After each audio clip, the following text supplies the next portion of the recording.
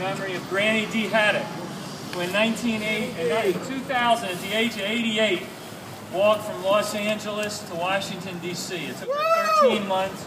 She had a sign on her back that said campaign finance reform. So I went up to march with Larry Lessig and some other folks in her memory.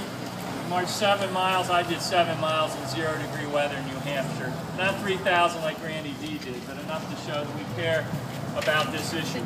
The problem is pretty straightforward.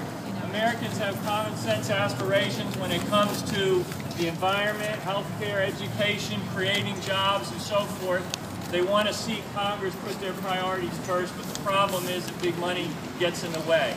It pours into campaigns, it pours into K Street lobbying shops, and the result is that when it comes time to make policy, too often Congress, Washington leans in the direction of the special interest and away from the concerns of everyday citizens.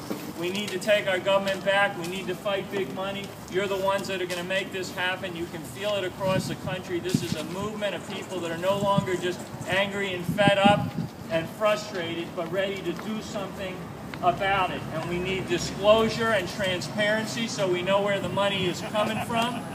We need to amend the Constitution so that we can put reasonable limits on the spending of these outside groups.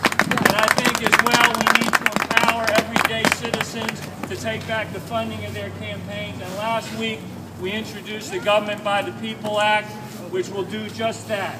It will turn towards everyday citizens to empower them to fund campaigns, and so when it comes time to make policy, lawmakers will turn in the direction of the people and the public and the citizenry and away from the special interest and the big money. And if you want to sign on to that, like 300,000 people have done in the last 6 days across the country, you can go to governmentbythepeopleact.com, sign our petition, support Jamie Raskin's legislation and the efforts of all these legislators here to make a difference, to push back against big money and entrenched interests, and show that the people are going to say our voice does count. Thank you all very much.